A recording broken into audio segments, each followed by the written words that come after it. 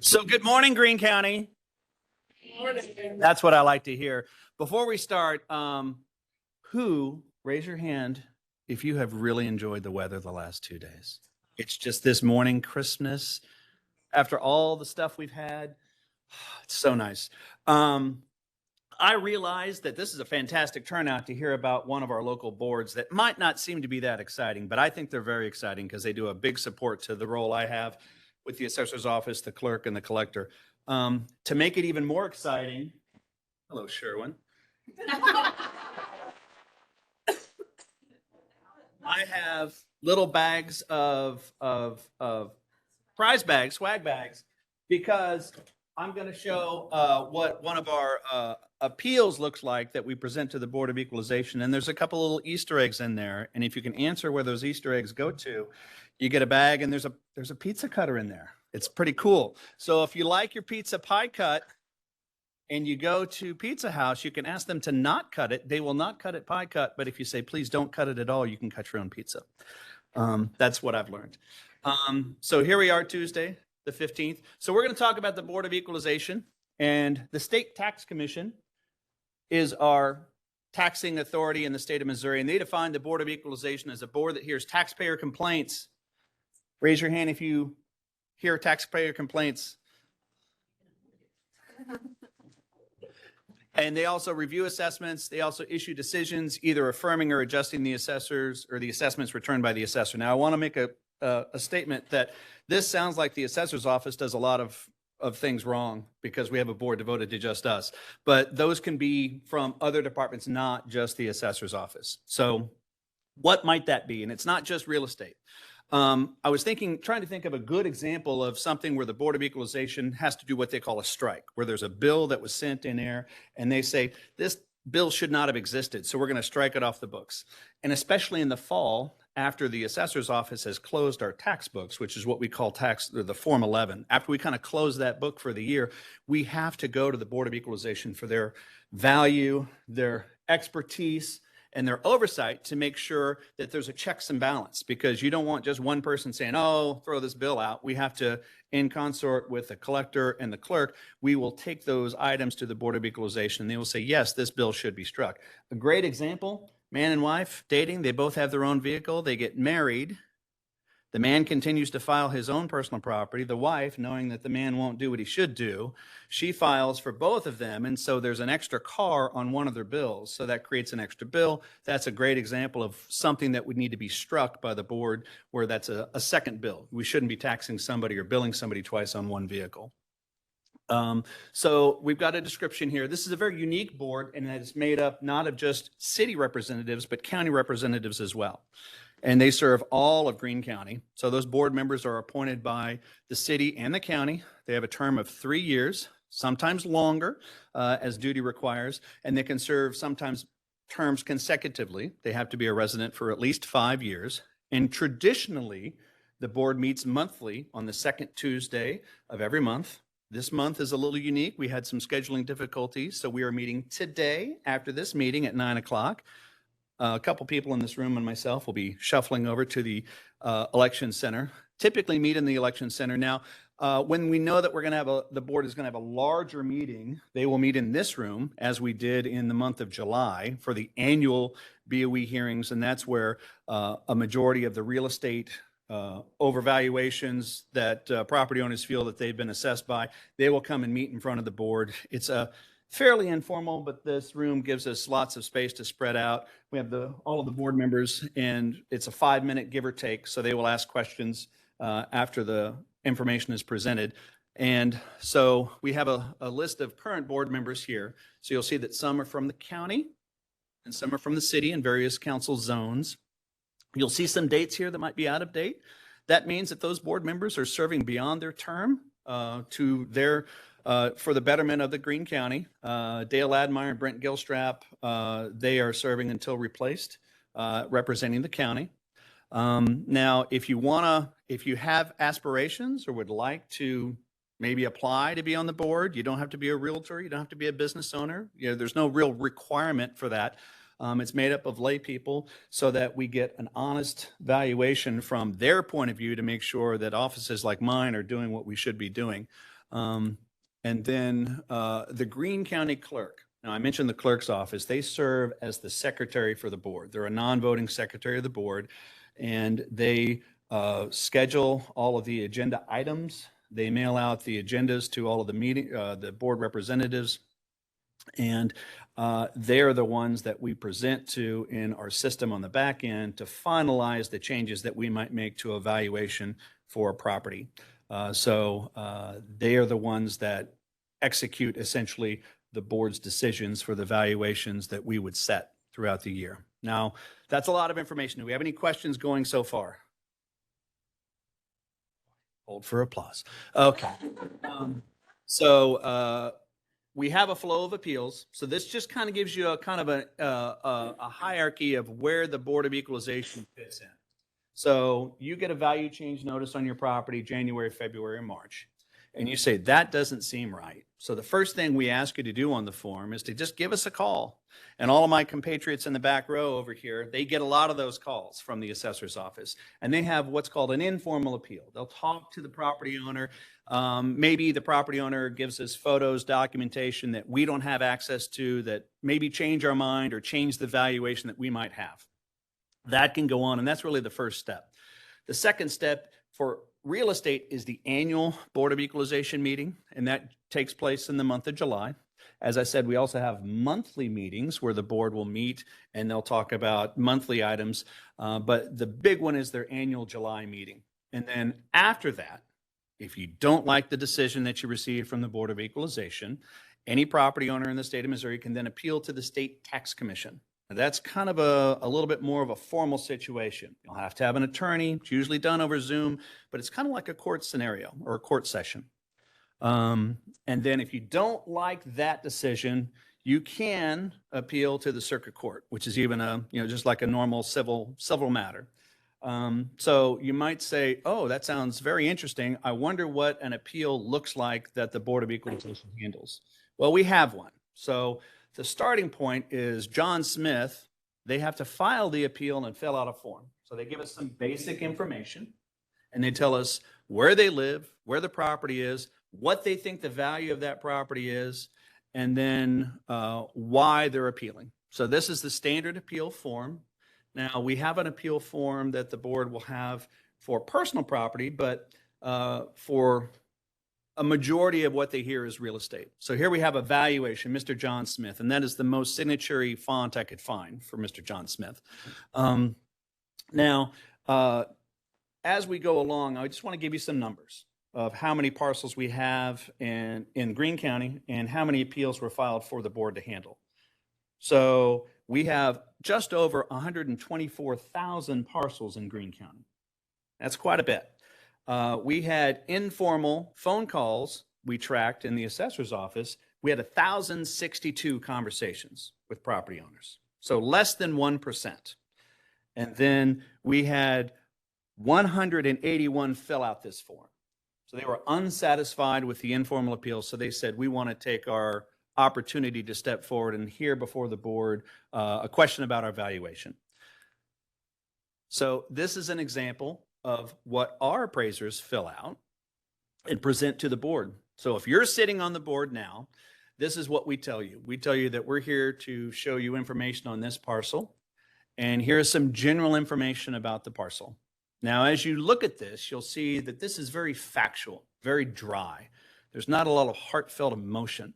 You won't see any wonderful words that you might see on HGTV House Hunters, where they talk about spacious or cozy or anything like that. So we're talking about, it's a 3-level cottage style home. Give you some specifics. You've got the square footage. It talks about anything that we kind of have information on, the location, anything that it's close to. This one's close to Drury College. Had some updates, but newer AC units, because we can see those from the outside of the home. We can't go inside a home unless somebody asks us to for value. So this is what we present to the board. We also present some other information about what we think the value is, because that's what we're there to defend, and that's what the board is there to evaluate. So we think the property is worth $146,600 for taxing purposes. And then we also include some photos that we might have, some aerial photos, and then we'll include some photos from the street. So those photos are just photos. We just walked, took a photo. We weren't trying to sell anything. Didn't care if there was a car in the driveway. That's just a photo. That's what we need to do. So you'll see a different photo here in a minute. So we also have some comparisons. So you'll see some other houses nearby, similar lot size, similar age where they were built, similar living areas. And this is kind of what we also present to the board, and the board has to evaluate, does this house fit? Is it out of whack? Is it grossly under or over? Do they need to make a change from what the property owner is requesting of them and what we have possibly as evaluation? We also show some photos of our comparison so you can see where they are, the value that they might have, and just some curb shots. And then we'll also provide them a map, kind of so you can geographically see where they're located. Now, what can we also present? We can also present things that maybe the property owner or a one-time property owner of this location has presented. So here we have a listing taken from some online marketplace, might end with the last letter of the alphabet. And this is where they have some rather descriptive words: an absolutely stunning new remodeled home, cottage style. There's breakfast living space. So this is where you see some of the emotional trigger words that make you enticed to go live at 1234 Main Street. What else would they show? They would show things that we don't have. So they would have nicer pictures of the front. These are pictures where their curb appeal is in desire. So these are also presented to the board. We also don't have the ability to enter a property. But the homeowner will often show wonderful photos inside. So you'll see nice woodwork, you'll see new floors. So these are all tools that the board has available to them to make their decision as to whether or not the valuation is proper or not, or whether or not they need to take action to make a change. And we've got some more photos, some more photos, some more photos. This is kind of a nice place. I bet you I could walk to work from here, especially on a day like today. A basement you could eat off the floor of. That's beautiful. And this house was built in 1907. So that's fantastic. Really nice. All right. Let's back up here. So what I wanted to highlight was these are the photos that they might list, and then here's a comparison of the photos that we had. So we're just using stock photos. We're not super concerned about curb appeal, but we'll have examples where they are. So these are all things that the board has presented to them that they have to make a decision on. Some more numbers for what they just completed in July. They had 5 scheduled hearing days where they heard 81 hearings in person. So of the original filings of 181 property owners that filled out the initial form, 81 appeared in person or with a representative to have their decision and their information presented to the board. I see Mr. Foster in the room. He is the chairman of the Board of Equalization. How did this year compare to last year's, Mr. Foster, as far as the overall process that you felt for the number of appeals that you had? I told him I wouldn't put him on the spot, and I don't mean to. And I'm glad. Compare, but because I feel like we had a little bit more because there were a couple of appeals where there were a number of different parcels, so it felt a little rigorous. Okay, well, Original schedule, it was pared back some. right, and if I didn't mention that, odd years are reassessment years. So these are our busy years. So everyone has a reassessment in an odd year. So last year we had, I think, maybe 7. And this year we had, 181 file and 81 in person. So that's quite a striking difference. What has been the most rewarding experience? And I'll pick on you one more time, Mr. Foster, because I know we're going to have a meeting here in about another hour in front of you. But what has been your most rewarding experience about being on the board and serving on the board yourself? No, I'm fine, no problem. think it's, first of all, what I'll say is when I first came on the board, I actually came in the middle of the appeal hearing process. I didn't even know I was on the board. I got a phone call saying, come to the meeting, where are you? And I think it was over the Public Safety Center. But anyhow, my appointment had gone through, but I guess there had been a miscommunication where nobody had told me I was being appointed. And then my first set of meetings was actually the summer July appeal. So it was like being thrown into a fire. But I had to learn and make it till I make it, if you will.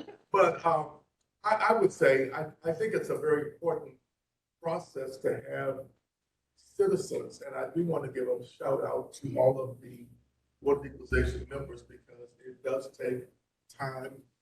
What I have not heard so far is that sometimes our packets can be yay thick because a lot of the companies that appeal, you know, they have lawyers and appraisers, and so some of the information can be daunting to just see how big the package is. Luminous. Historical information.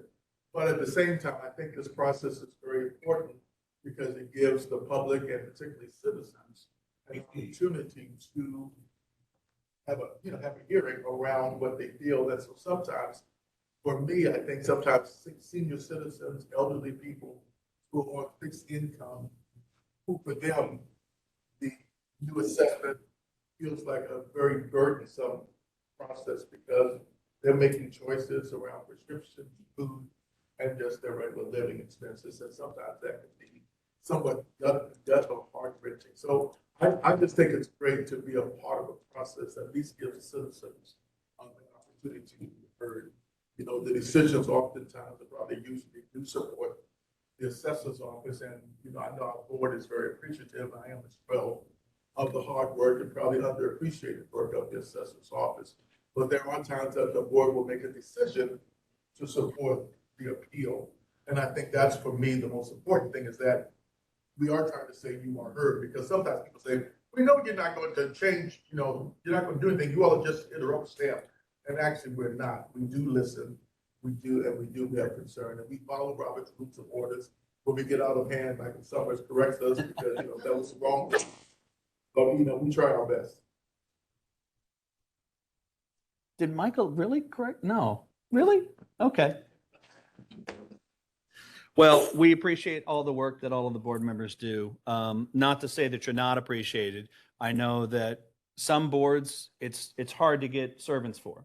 And we have a lot of vacancies on some various boards. So this being a unique board, I did want to throw up on the Greene County page, there is a spot where you can submit if you wanted to potentially be a servant to the Board of Equalization in Greene County. If you live in Springfield, the Springfield website there, you can also apply to serve there as well.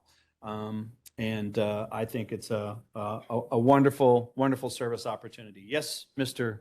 Spalding. You didn't mention the compensation. You get $25.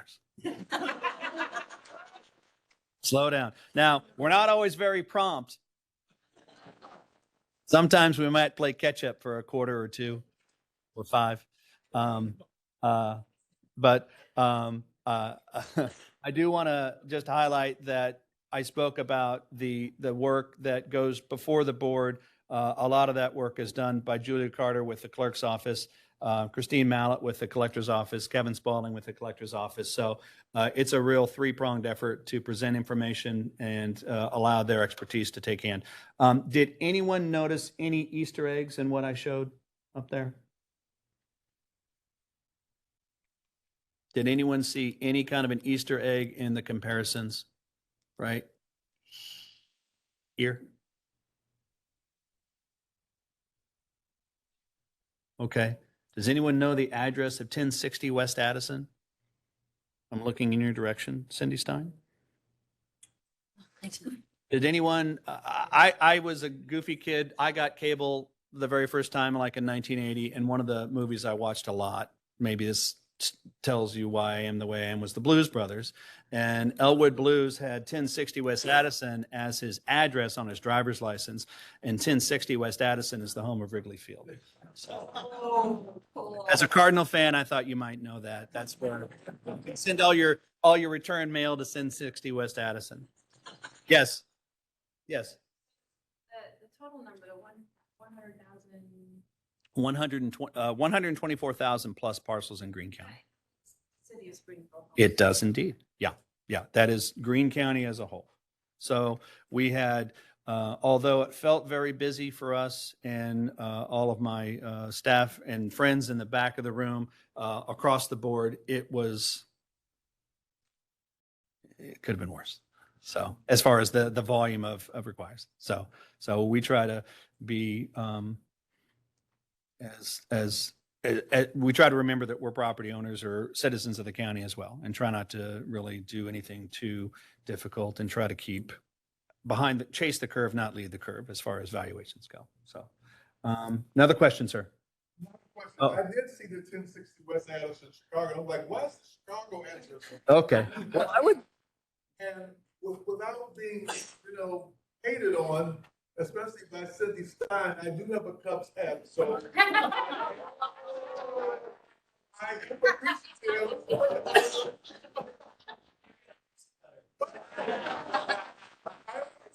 Of the reference to the Chicago Cubs. All right. Since this is really your room that we're in. All right.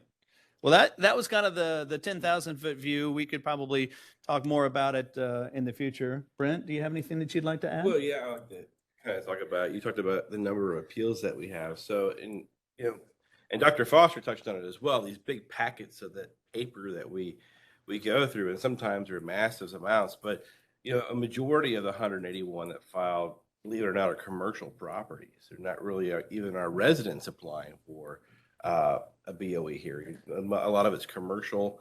A lot of them are multiple parcels, like Dr. Foster mentioned. We have a lot of corporations that may have 50 parcels, and unfortunately, how state statute works is that you got to appeal every 50 parcels individually, and so that becomes kind of a headache for our staff, because basically provide 50 different appraisals for 50 different pieces of property for one appeal. But the staff is great. He didn't mention one thing, though. If you don't like the circuit court ruling, where can you go then?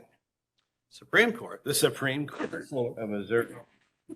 Sorry, I just had a little solar stuck in my nose. So we did do that last year, and we did prevail at the Supreme Court level as the county on a property issue. As an exemption issue.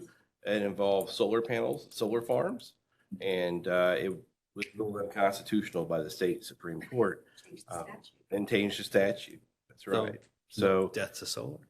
So not death to solar, but just to make sure that these companies pay their share of taxes, so at least the burden on our homeowners, because in the end we all have to take that tax levies and spread it across all the properties in Greene County. So it's important that we take care of our citizens.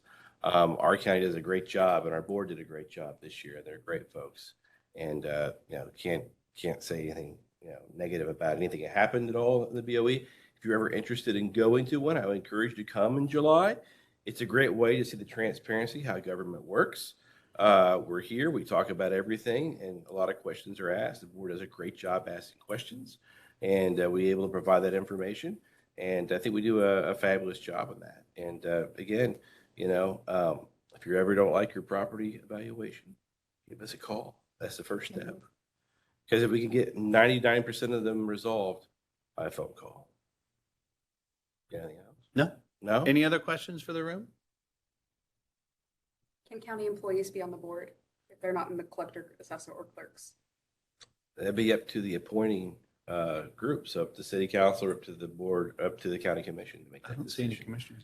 I do know that elected officials cannot serve on the board of equalization, and they cannot. Sorry, Brian. Can't do it. And employees of the assessor's office cannot be on the board of equalization. Now, when you look at boards of equalization, this lets you all know that since Missouri has this wonderful thing called different class of counties, we are a first class county that's unchartered. And so we have a different board makeup than, say, Christian County. It only has 3 members on their board. Well, we have 8. And in other counties, the assessor sits on the board. Believe it or not, it's kind of odd as a non-voting member. But so every county is a little different by state statute. If you really want to go to sleep early tonight, read up the state statutes on the Board of Equalization because they are very confusing because they contradict themselves from A lot you of know, if-thens. yeah, a lot of if-thems and what if If-thens, yeah, scenarios. yeah. But so always get involved. He also pointed out there's other boards. We have lots of vacancies in boards at Greene County. If you feel like you want to serve on a board, go look at the page. Apply to be on a board. That's the public's way of being part of government and having input in our community. So I encourage you to take a look at those and take part in the process. Yes, absolutely. All right. Well, thank you.